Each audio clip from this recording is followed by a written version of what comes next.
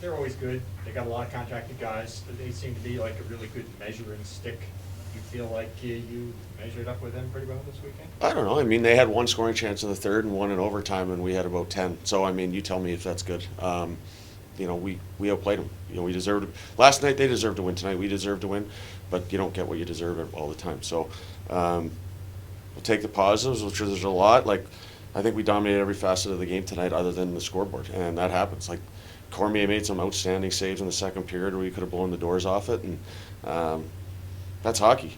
Like there's a lot of chance involved in this game, and they're a well prepared team and they defend very well. But I think we figured we learned a lot from last night's mistakes, and it happens. Like, you're not going to go 72-0, but I think if our effort like that and our structure is like that consistently, we'll be fine. We'll be fine. Like, that's their team. That's their full roster. Like, we're missing 6 guys right now, at least 6 guys from our everyday lineup, and we outplayed them tonight, and we deserved a better fate. But like I said, it's a good hockey team, and sometimes you lose games you don't deserve to lose. But we'll move forward, and we'll come with the same attitude tomorrow. Yeah, going off of that, do you think this is a great game? Like, you ended up losing a game you shouldn't have lost, like you said, to be like.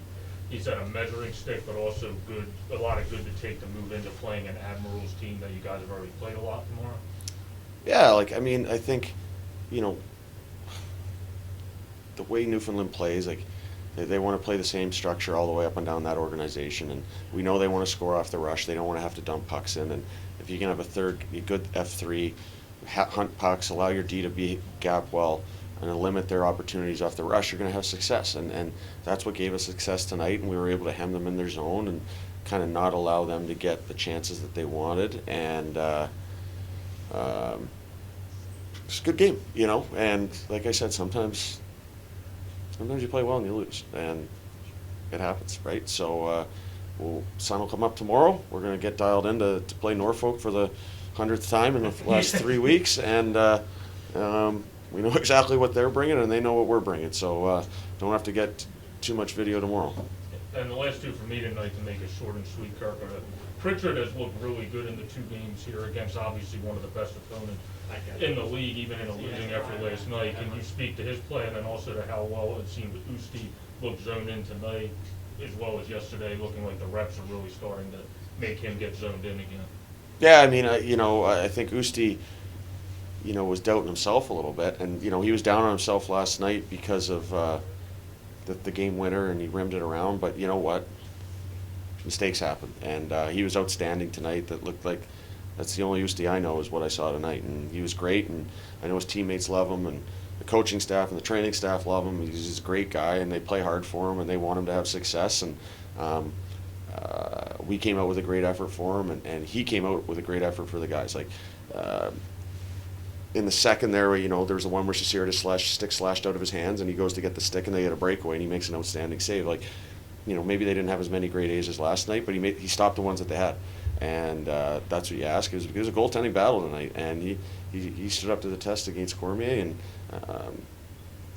like, it came down to, it was one shot, but I think a lot of positives for Usti. Like, he's only going to get better. He's off for 18 months basically, and I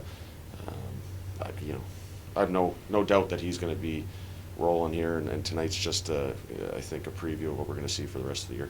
And the last thing was on Pritch. Oh, Pritch, yeah, Pritch has been awesome. Like, he's gotten better every day. His confidence is building. Like, I mean, you didn't get 50 points at UMass on a national championship game caliber team in 2019 because he's by accident, right? Yeah, like Mikhail Makar and Leonard and those guys are there, but you still got to be able to make plays with those guys, and you can see that. Like, he's so big and strong. He's got that line. Him, Frank, and Losey all got big asses, and they get them out down low, and they win battles, and then they take pucks to the net. And Pritch can skate too. Like, he's making plays, and I think he's starting to see and use his teammates really well, and distributing pucks. So that makes him even more effective, because then, like, his teammates become threats just by how hard by the good plays he makes, and he's good defensively, tracks pucks. Like I said, good guy, like, great teammate. Like, can't say anything bad about him, and he'll just keep. Like I said, he's gotten better every single day he's been here since the day one of training camp.